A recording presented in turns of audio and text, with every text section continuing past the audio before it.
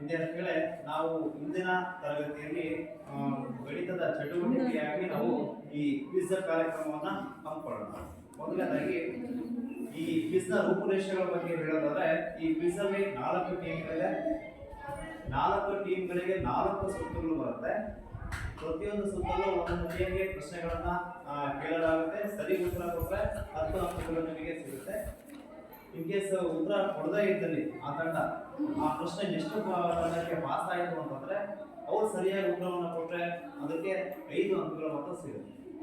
ಸರಿ, 4 ಸುತ್ತುಗಳಲ್ಲಿ ಅತಿ ಹೆಚ್ಚು ಅಂಕಗಳನ್ನ ಯಾರು ತೆಗೆದುಕೊಳ್ತಾರೋ ಅವರು ಈ ಕ್ವಿಜ್ನ ವಿಜೇತರಾಗ್ತಾರೆ ಅಂತ ಈ ಸಂದರ್ಭದಲ್ಲಿ ಹೇಳ್ತಾ ಈಗ ಕ್ವಿಜ್ನ ಸ್ಟಾರ್ಟ್ ಮಾಡೋಣ. ಮೊದಲನೇ ಪ್ರಶ್ನೆ ಬಂದ್ಬಿಟ್ಟು, ಮೊದಲನೇ ಟೀಮು ಪೈಥಾಗೋರಸ್ ಟೀಮ್ಗೆ ಪ್ರಶ್ನೆ ಈ ರೀತಿ ಇದೆ, ಬರ್ಕೊಳ್ಳಿ. 3, 5, 7 ಪ್ರಶ್ನೆ ಎಲ್ಲರೂ ಬರ್ಕೊಳ್ಳಿ. 3, 5, 7 ಸಮಾಂತರ ಶ್ರೇಣಿಯ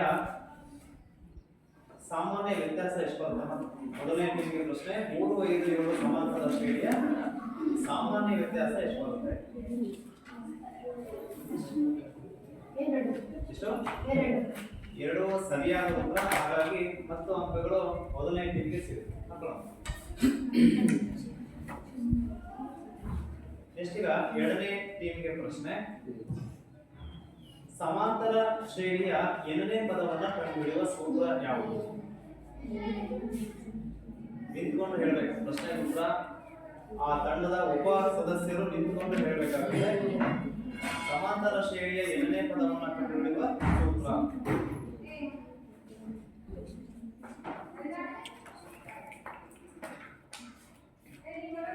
ಗೊತ್ತಿಲ್ಲ ಅಂದ್ರೆ ಪಾಸ್ ಅಂತ ಹೇಳಿ ನೆಕ್ಸ್ಟ್ ಟೀಮ್ ಹೋಗುತ್ತೆ.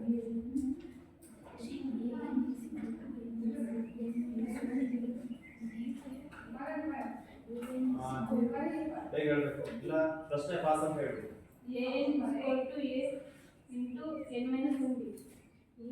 ಉತ್ತರ ತಪ್ಪಾಗಿದೆ. ನೆಕ್ಸ್ಟ್ ಅದು 3ನೇ ಟೀಮ್ಗೆ ಪಾಸ್ ಆಗುತ್ತೆ. 3ನೇ team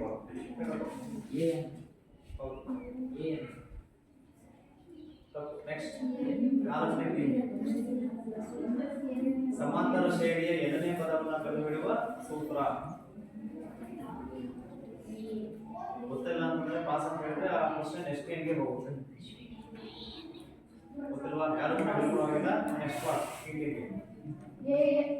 an is equal to a plus n minus 1 in b. a plus n minus 1 into d. ಸರಿ, ಈಗ ಉತ್ತರ ಸರಿ ಇದೆ. ಹಾಗಾಗಿ ಆ ಟೀಮ್ಗೆ +5 ಅಂಕಗಳು. ಸರಿ, ಈಗ 3ನೇ ಟೀಮ್ಗೆ ಪ್ರಶ್ನೆ ಬರ್ಕೊಂಡ್ಬಿಡಿ. 5 ಎಲ್ಲರೂ ಬರ್ಕೊಳ್ಳಿ.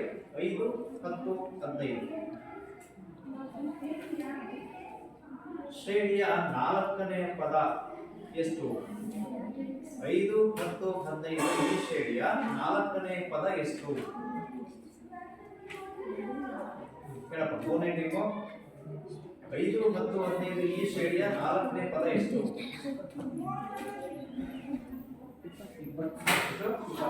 20 ಸರಿ ಉತ್ತರ. ಹಾಗಾಗಿ 10 ಅಂಕಗಳು 3ನೇ ಟೀಮ್ಗೆ. ಯೂಕ್ಲಿಡ್ ಟೀಮ್ಗೆ 10 ಅಂಕಗಳು ಬರುತ್ತೆ. ಎಷ್ಟು? 4ನೇ ಟೀಮ್ಗೆ ಪ್ರಶ್ನೆ, 5, 10, 15, 20 ಈ ಶ್ರೇಣಿಯ 3ನೇ ಪದ ಎಷ್ಟು? ಎಷ್ಟು? 15 ಸರಿ ಉತ್ತರ.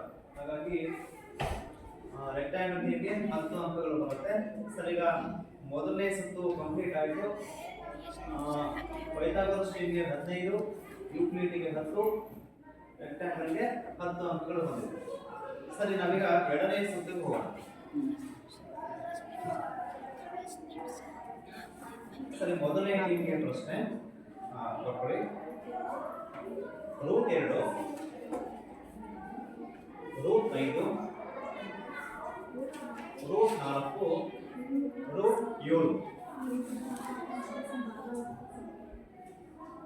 ಇವುಗಳಲ್ಲಿ ಯಾವುದು ಭಾಗಲಬ್ಧ ಸಂಖ್ಯೆ? ಇವುಗಳಲ್ಲಿ ಯಾವುದು ಭಾಗಲಬ್ಧ ಸಂಖ್ಯೆಯಾಗಿದೆ? 4 ಸಂಖ್ಯೆಗಳನ್ನು ಕೊಟ್ಟಿದ್ದೀನಿ. √2, √5, √4, √7 ಇವುಗಳಲ್ಲಿ ಯಾವುದು ಭಾಗಲಬ್ಧ? 4 ಸರಿ ಉತ್ತರ.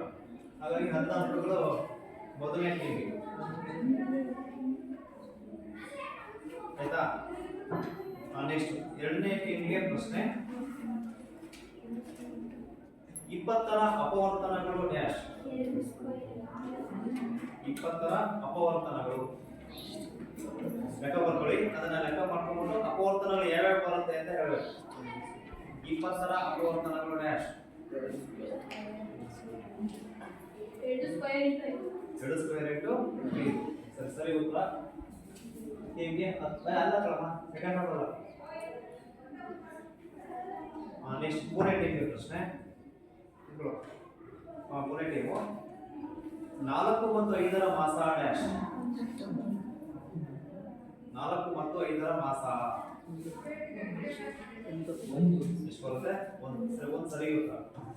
10 ಅಂಕಗಳು ಮೂರನೇ ಟೀಮ್ಗೆ. ನೆಕ್ಸ್ಟ್ 4ನೇ ಟೀಮ್ಗೆ ಪ್ರಶ್ನೆ. 13ರ ಅಪವರ್ತನಗಳು. 13ರ ಅಪವರ್ತನಗಳು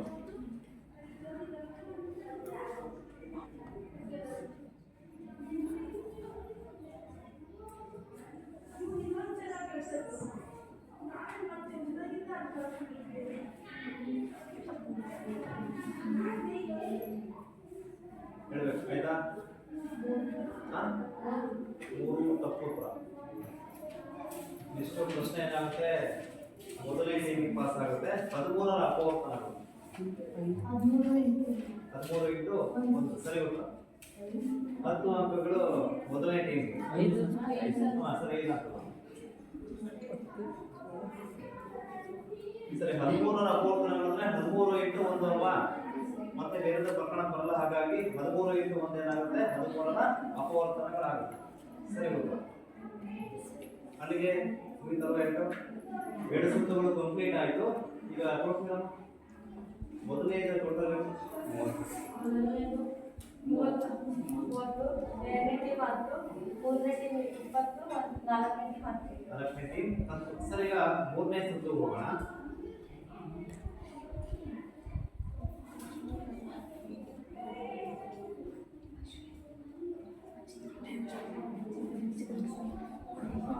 ಪ್ರಶ್ನೆ ಬಂದ್ಬಿಟ್ಟು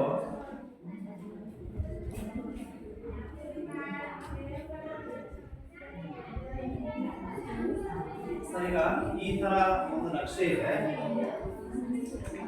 ಇದು ಈ ನಕ್ಷೆಯಲ್ಲಿ ಹೊಂದಿರುವ ಶೂನ್ಯತೆಗಳ ಸಂಖ್ಯೆ ಎಷ್ಟು? 2. ಉತ್ತರ ತಪ್ಪಾಗಿದೆ. ನೆಕ್ಸ್ಟ್ ಟೀಮ್ಗೆ ಪ್ರಶ್ನೆ. ಎಷ್ಟು? ಸರಿಯಾದ ಉತ್ತರ 1. ಏನಾಗಿದೆ? ಏಕಕ್ಷರವನ್ನ ಒಂದೇ ಒಂದು ಬಿಂದು ಮಾತ್ರ ಏನ್ ಮಾಡಿದೆ? ಅದು ಸಂಧಿಸಿ ಹೋಗಿದೆ. ಹಾಗಾಗಿ ಇದು ಶೂನ್ಯತೆ ಎಷ್ಟು ಬರುತ್ತೆ? 3 1 ಬರುತ್ತೆ. ರೈಟ್.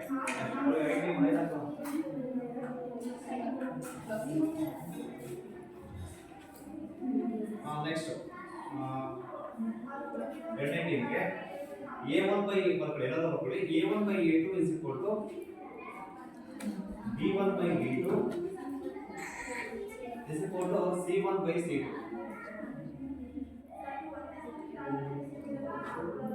ಸರಿ ಆದಾಗ ರೇಖೆಗಳು ಹೇಗಿರುತ್ತೆ? ಪರಸ್ಪರ ಐಕ್ಯವಾಗಿರುತ್ತೆ. ಸರಿ ಸರಿಯಾದ ಉತ್ತರ 10 ಅಂಕಗಳು. ಎರಡನೇ ಟೀಮ್ಗೆ +10. ಈಗ ಮೂರನೇ ಟೀಮ್ಗೆ ಪ್ರಶ್ನೆ. ಸಮಾಂತರ ರೇಖೆಗಳು ಹೊಂದಿರುವ ಪರಿವಾರಗಳ ಸಂಖ್ಯೆ ಎಷ್ಟು? ಸಮಾಂತರವಾಗಿದ್ದಾಗ ರೇಖೆಗಳು ಪರಸ್ಪರ ಸಮಾಂತರವಾಗಿದ್ದಾಗ ನಮಗೆ ಎಷ್ಟು ಪರಿವಾರಗಳು ಬರುತ್ತೆ? ಮೂರನೇ ಟೀಮ್ಗೆ ಅನನ್ಯ ಪರಿಹಾರ. ನೆಕ್ಸ್ಟ್ 4ನೇ ಟೀಮ್ಗೆ ಪರಿಹಾರ ಬರೋದಿಲ್ಲ, ಹೌದಲ್ವಾ? ಸರಿ ಸಮಾಂತರವಾಗಿದ್ದಾಗ ನಮಗೆ ಯಾವುದೇ ಪರಿವಾರಗಳು ಬರೋದಿಲ್ಲ. ಹಾಗಾಗಿ ಆ ಟೀಮ್ಗೆ 4ನೇ ಟೀಮ್ಗೆ 5 ಅಂಕಗಳು ಬರುತ್ತೆ.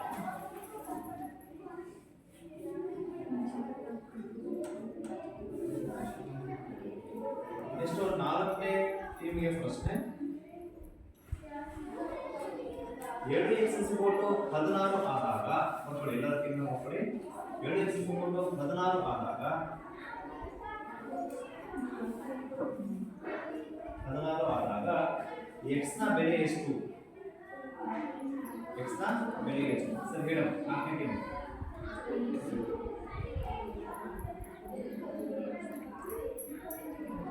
7 x × 16 ಆದಾಗ x ನ ಬೆಲೆ ಎಷ್ಟು? ಎಷ್ಟು? 8 ಸರಿ ಉತ್ತರ.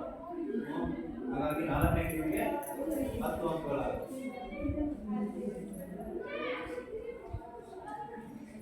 ಸರ್ ನನಗೆ 3 ಸುತ್ತುಗಳು ಕಂಪ್ಲೀಟ್ ಆಯ್ತು. ಈಗ ಕೊನೆಯ ಸುತ್ತು ಹೋಗೋಣ. Last f of x is equal to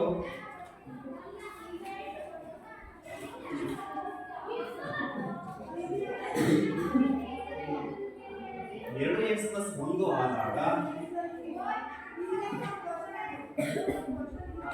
2x plus 1 ಆದಾಗ f ಆಫ್ 2 ರ ಬೆಲೆ ಎಷ್ಟು? f ಆಫ್ 2 ರ ಬೆಲೆ ಎಷ್ಟು? ಮೊದಲನೇ ನಿಮಗೆ ಪ್ರಶ್ನೆ f of x 2x plus 1 ಆದಾಗ f ಆಫ್ 2 ನ ಬೆಲೆ ಎಷ್ಟು? ಆನ್ಸರ್ ಮಾಡಿ. ಮೊದಲನೇ ನೀವು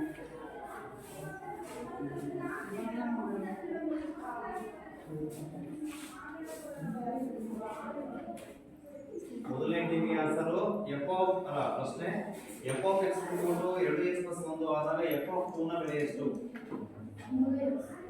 ಎಷ್ಟು? 3x ತಪ್ಪು ಉತ್ತರ. ನೆಕ್ಸ್ಟ್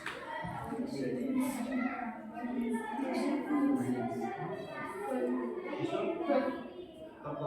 ನೆಕ್ಸ್ಟ್ ಪ್ರಶ್ನೆ ಸರಿಯಾಗಿ ಅರ್ಥ ಮಾಡ್ಕೊಳ್ಳಿ. f of x 2x plus 1 ಆದಾಗ f ಆಫ್ 2 ನ ಬೆಲೆ ಎಷ್ಟು?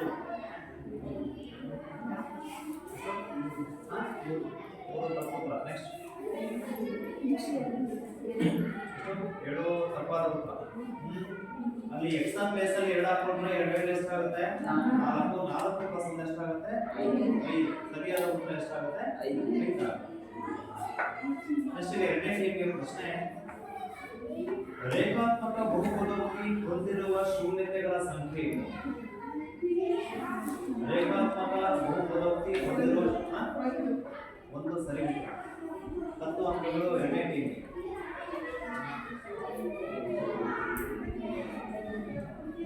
ನೆಕ್ಸ್ಟ್ ಮೂರನೇ ಟೀಮ್ಗೆ ಡೆಲ್ಟಾ ಇಸ್ ಈಕ್ವಲ್ ಟು 0 ಆದಾಗ ಸಮೀಕರಣದ ಮೂಲಗಳು ಡ್ಯಾಶ್ ಏನಾಗಿರುತ್ತೆ?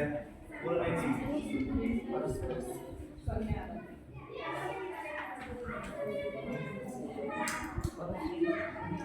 ಗೊತ್ತಿಲ್ಲ ಅಂದ್ರೆ ಕ್ಲಾಸ್ ಉತ್ತರ ಗೊತ್ತಿಲ್ಲ ಅಂದ್ರೆ ನೆಕ್ಸ್ಟ್ ಡೆಲ್ಟಾ ಬೆಲೆ 0 ಆದಾಗ ಸಮೀಕರಣದ ಮೂಲಗಳು ಏನಾಗಿರುತ್ತೆ?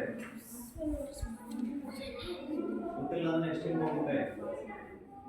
ಪಾಸ್ ಅಂತ ಹೇಳಿ. ಗೊತ್ತಿಲ್ಲ ಅಂದ್ರೆ ಪಾಸ್ ಅಂತ ಹೇಳಿ. ನೆಕ್ಸ್ಟ್ ವಾಸ್ತವ ಮತ್ತು ಸಮಾಂತರ ಅಲ್ಲ, ಸಮ ಆಗಿರುತ್ತೆ. ವಾಸ್ತವ ಮತ್ತು ಏನಾಗಿರುತ್ತೆ? ಸಮ ಆಗಿರುತ್ತೆ. ಸರಿ 10 ಅಂಕಗಳು. ಸರಿ 5 ಅಂಕಗಳು. ಸರ್ ಈಗ 4ನೇ ಪ್ರಶ್ನೆ 4ನೇ ಟೀಮ್ಗೆ 7x - 3 0 ಆದಾಗ 2x - 3 0 ಆದಾಗ x ನ ಬೆಲೆ ಎಷ್ಟು? 2x - 3 0 ಆದಾಗ x ನ ಬೆಲೆ ಎಷ್ಟು? ಮೈನಸ್ 1 ತಪ್ಪಾದ ಉತ್ತರ. ಪ್ರಶ್ನೆ ಮೊದಲನೇ ಟೀಮ್ಗೆ ಹೋಗುತ್ತೆ.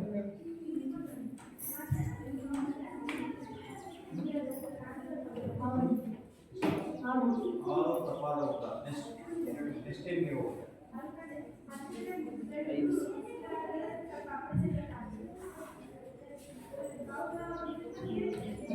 ಎರಡನೇ ಟೀಮ್ಗೆ ಪ್ರಶ್ನೆ ಪಾಸ್ ಆಗಿದೆ. 4 ತಪ್ಪಾದ ಉತ್ತರ. ಮೈನಸ್ 7 ತಪ್ಪಾಗಿದೆ. ಈ ಪ್ರಶ್ನೆ ಯಾರು ಉತ್ತರ ಕೊಟ್ಟಿಲ್ಲ. ಅಲ್ಲಿ x ನ ಬೆಲೆ ಏನಾಗುತ್ತೆ? 3/2 ಆಗುತ್ತೆ. 3/2. ಸರ್ ಈಗ 4 ಸುತ್ತುಗಳು ಕಂಪ್ಲೀಟ್ ಆಗಿದೆ. ಮೂಲ ಪ್ರಶ್ನೆ ಏನು?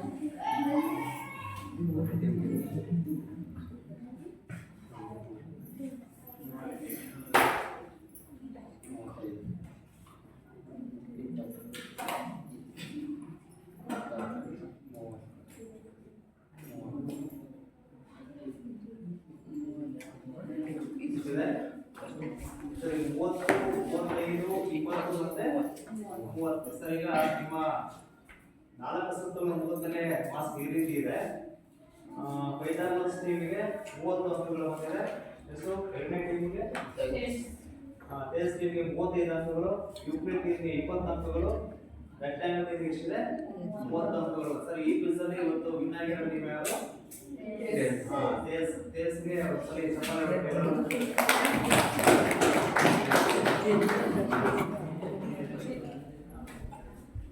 ಈಗ ಮೊದಲನೇ ಪ್ರೈಸ್ ತೇಜ್ ಟಿವಿ ಬಂದಿದೆ. ಹೆಸರಮ್ಮ ಭೂಮಿಕಾ ಮತ್ತೆ ದೀಕ್ಷಿತಾ. ಸರಿ, ತಗೊಳ್ಳಿ. ಈಗ ಎರಡನೇ ಪ್ರೈಸ್ ಅನ್ನ ಎರಡು ಟೀಮ್ ತಗೊಂಡಿದ್ದಾರೆ. ನಿಂತ್ಕೊಳ್ಳಿ, ಅವರು ಎರಡನೇ ಸ್ಥಾನವನ್ನ ಇಬ್ಬರು ತಂಡಗಳ ಹಂಚಿಕೆ ಆಗಿದೆ. ಸರಿ, ಹಾಗಾಗಿ ಎರಡನೇ ಸ್ಥಾನ ಎರಡು ಟೀಮ್ಗೆ ಹೋಗೋದು.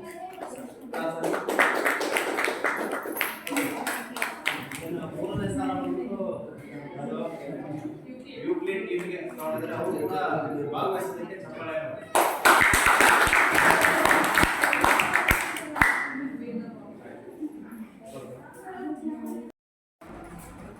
ವಿದ್ಯಾರ್ಥಿಗಳೇ, ನಾವು ಇಂದಿನ ತರಗತಿಯಲ್ಲಿ ಗಣಿತ ವಿಷಯವನ್ನ ಹಮ್ಮಿಕೊಂಡಿದ್ವಿ. ಸರ್, ಈಗ ಕ್ವಿಝಲ್ಲಿ ಕೇಳಿರುವಂತಹ ಪ್ರಶ್ನೆಗಳನ್ನ ಒಂದ್ಸರಿ ನಾವು ಇಲ್ಲಿ ರಿವಿಷನ್ ಮಾಡೋಣ. ನಿಮಗೆ ಕ್ವಿಝಲ್ಲಿ ಕೇಳಿರುವಂತಹ ಮೊದಲನೇ ಪ್ರಶ್ನೆ ಬಂದ್ಬಿಟ್ಟು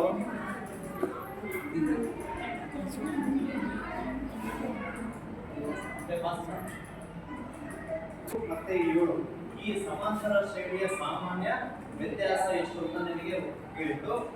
ಸರಿ, ಯಾವುದೇ ಒಂದು ಶ್ರೇಣಿಯನ್ನು ಕೊಟ್ಟಾಗ ಒಂದು ಸಂಖ್ಯೆಯಿಂದ ನಾವು ಹಿಂದಿನ ಸಂಖ್ಯೆಯನ್ನು ಕಳೆದಾಗ ನಮಗೆ ಏನು ವ್ಯತ್ಯಾಸ ಬರುತ್ತೋ ಅದು ಸಾಮಾನ್ಯ ವ್ಯತ್ಯಾಸ ಆಗಿರುತ್ತೆ. ಹಾಗಾಗಿ ಈ ಶ್ರೇಣಿಯಲ್ಲಿ ಒಂದು ಸಂಖ್ಯೆ ಹಿಂದಿನ ಸಂಖ್ಯೆನ ಕಳಿಬೇಕು. ಯಾವ್ದಾದ್ರು ಒಂದು ಸಂಖ್ಯೆ ತಗೊಂಡ್ರೆ ಹಿಂದಿನ ಸಂಖ್ಯೆನ ಕಳಿಬೇಕಾಗುತ್ತೆ. ಸರಿ, 5 3 2 ಅಥವಾ 7 5 2. ಹಾಗಾಗಿ ಈ ಸಮಾಂತರ ಶ್ರೇಣಿಯ ಸಾಮಾನ್ಯ ವ್ಯತ್ಯಾಸ ಎಷ್ಟು ಅಂತ ಎರಡೇ ಆಗಿರುತ್ತೆ. ಶ್ರೇಣಿ ಇನ್ಕ್ರೀಸ್ ಆಗಿದಲ್ವಾ ಸಂಖ್ಯೆಗಳು, ಹಾಗಾಗಿ ಇದೇನಾಗುತ್ತೆ ನಮಗೆ ಸಾಮಾನ್ಯ ವ್ಯತ್ಯಾಸ ನಮಗೆ ಎಷ್ಟು ಬರುತ್ತೆ? 2 ಆಗುತ್ತೆ. ಸರಿ, ಎರಡನೇ ಪ್ರಶ್ನೆ ಬಂದ್ಬಿಟ್ಟು ಸಮಾಂತರ ಶ್ರೇಣಿಯ ಎರಡನೇ ಪದ ಕಂಡುಹಿಡಿಯುವ ಸೂತ್ರ. ಈಗ ನಿಮಗೆ ಯಾವುದೇ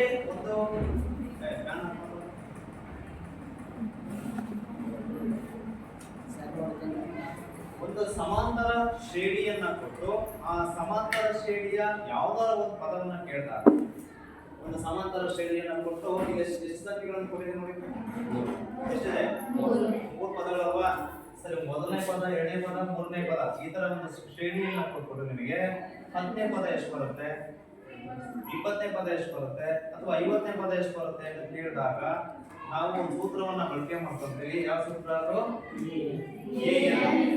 ಅಂದ್ರೆ ಕೊನೆಯ ಪದ ಅಥವಾ ಎರಡನೇ ಪದ ಅಂತ ಹೇಳಿ.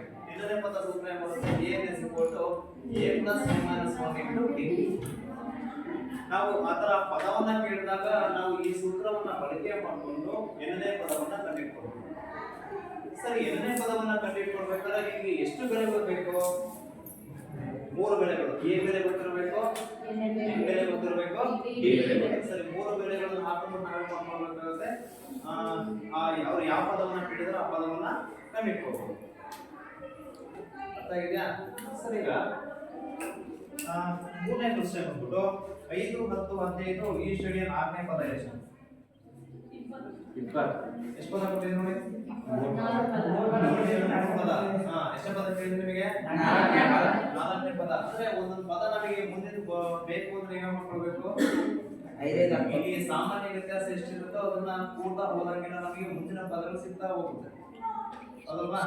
ನಾನು 3 ಪದಗಳನ್ನ ಕೊಟ್ಟು 4ನೇ ಪದ ಕೇಳಿದ್ದೀನಿ. 3ನೇ ಪದಕ್ಕೆ ಸಾಮಾನ್ಯ ವ್ಯತ್ಯಾಸವನ್ನು ಕೂಡಿದ್ರೆ 4ನೇ ಪದ ಸಿಗುತ್ತೆ. 4ನೇ ಪದ ಸಾಮಾನ್ಯ ವ್ಯತ್ಯಾಸವನ್ನು ಕೂಡಿದ್ರೆ 5ನೇ ಪದ ಸಿಗುತ್ತೆ. ಈಗ ನೀವು 4ನೇ ಪದ ಕೇಳಿದ್ದೆ, ಸಾಮಾನ್ಯ ವ್ಯತ್ಯಾಸ ಎಷ್ಟಿದೆ? 5. ಹಾಗಾಗಿ ಇದಕ್ಕೆ ಇದನ್ನು ಕೂಡಿ ಎಷ್ಟಾಯ್ತು? 20. ಹಾಗಾದ್ರೆ 4ನೇ ಪದ ಎಷ್ಟಾಗುತ್ತೆ? 20 ಆಗುತ್ತೆ. ಅರ್ಥ ಆಗಿದೆಯಾ? ನೆಕ್ಸ್ಟ್ 4ನೇ ಪ್ರಶ್ನೆ ಬಂದ್ಬಿಟ್ಟು 5 10 15 20 ಈ ಶ್ರೇಣಿಯ 3ನೇ ಪದ ಎಷ್ಟು ಅಂತ ಕೇಳಿದ್ವಿ. ಎಷ್ಟು 3ನೇ ಪದ? 15 ಆಗುತ್ತೆ. ಅರ್ಥಾಗಿದೆಯಾ? ಇದು ಮೊದಲನೇ ಪದ, ಎರಡನೇ ಪದ, ಮೂರನೇ ಪದ, 4ನೇ ಪದ. ಈ ತರ ಶ್ರೇಣಿ ಕಂಟಿನ್ಯೂ ಆಗ್ತಾ ಹೋಗಿದೆ. ನಾನು 3ನೇ ಪದ ಕೇಳಿದ್ದೀನಿ. 3ನೇ ಪದ ಎಷ್ಟಿದೆ? 15. ಇದಕ್ಕೆ ಸಮಾಂತರ ಶ್ರೇಣಿ ಮುಗಿತು. ನೆಕ್ಸ್ಟ್ 5ನೇ ಪ್ರಶ್ನೆ ಬಂದ್ಬಿಟ್ಟು √2 √5 √2 √5 √4 √6 7. ಇದರಲ್ಲಿ ಭಾಗಲಬ್ಧ ಸಂಖ್ಯೆ ಯಾವುದು ಅಂತ ಕೇಳಿದ್ವಿ. 4. ಇವೆಲ್ಲ ಏನಾಗುತ್ತೆ? ಅದು ಇದೇನಾಗುತ್ತೆ? ಭಾಗಲಬ್ಧ ಸಂಖ್ಯೆ ಆಗುತ್ತೆ. ಸರಿನಾ? ನೆಕ್ಸ್ಟ್ 20 ರ ಅಪವರ್ತನಗಳು 2 ಎಷ್ಟು? 20 ರ ಅಪವರ್ತನ ಅಂದ್ರೆ ಏನಾಗುತ್ತೆ? 2 ಇದೆ. 2 ಸ್ಕ್ವೇರ್ ಏನಾಗುತ್ತೆ? 5 ಆಗುತ್ತೆ. ನೆಕ್ಸ್ಟ್ 7ನೇ ಪ್ರಶ್ನೆ ಬಂತು 4 5 ರ ಮಾಸ ಎಷ್ಟು? 1.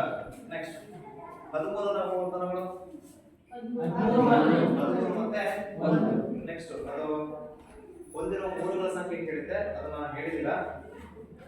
ಎಷ್ಟು? ಸಮಾಂತರ ರೇಖೆಗಳು ಹೊಂದಿರುವ ಪರಿಹಾರಗಳ ಸಂಖ್ಯೆ ಎಷ್ಟು? ಎಷ್ಟು? ಹೌದಲ್ವಾ? ಸಮಾಂತರವಾಗಿದ್ದ ಯಾವುದೇ ಪರಿಹಾರಗಳು ಇರುವುದಿಲ್ಲ. ನೆಕ್ಸ್ಟ್ 7x 16 ಆದಾಗ x ನ ಬೆಲೆ ಎಷ್ಟು ಅಂತ ಹೇಳಿ? ಎಷ್ಟು? 5. f(x) 2x + 1 ಆದಾಗ f(2) ನ ಬೆಲೆ ಎಷ್ಟು? ಎಷ್ಟು ಬರುತ್ತೆ? 5 ಆಗುತ್ತೆ. ಎಷ್ಟು? ರೇಖಾತ್ಮಕ ಬಹುಪದಕ್ಕೆ ಹೊಂದಿರುವ ಶೂನ್ಯತೆಗಳ ಸಂಖ್ಯೆ ಎಷ್ಟು? 1. ಡೆಲ್ಟಾ S 0 ಆದಾಗ ಮೂಲಗಳು ವಾಸ್ತವ ಮತ್ತು ಸಮನಾಗಿರುತ್ತೆ. 2x - 3 ಇದು ಹೇಳಿಲ್ಲ ನೀವು. 2x - 3 0 ಆದಾಗ x ನ ಬೆಲೆ ಎಷ್ಟು ಅಂತ ಕೇಳಿದ್ರೆ -3 ಆ ಕಡೆ ಹೋದ್ರೆ +3 ಈ ಏನಾಗುತ್ತೆ? ಕೆಳಗಡೆ ಬರುತ್ತೆ. ಆಗ x ಬೆಲೆ ಎಷ್ಟು ಆಗುತ್ತೆ? 3/7 ಆಗುತ್ತೆ. ಸರಿನಾ? ಸರ್ ಇವಿಷ್ಟು ಇವತ್ತಿನ ಆಕ್ಟಿವಿಟಿಯಲ್ಲಿ ಕೇಳಿರ್ತಕ್ಕಲ್ಲ, ಅದು ಕ್ವಿಜ್ ಕೇಳಿದಂತ ಪ್ರಶ್ನೆ ಅರ್ಥ ಆಗಿದೆಯಾ? ನೆಕ್ಸ್ಟ್ ಟೈಮು ಪ್ರಶ್ನೆಗಳನ್ನ ಕೇಳಿದಾಗ ಪ್ರಶ್ನೆ ಸರಿಯಾಗಿ ಅರ್ಥ ಮಾಡ್ಕೊಳ್ಳಿ, ಆನ್ಸರ್ ಅನ್ನ ಮಾಡಿ. ಅರ್ಥ ಆಗಿದೆಯಾ?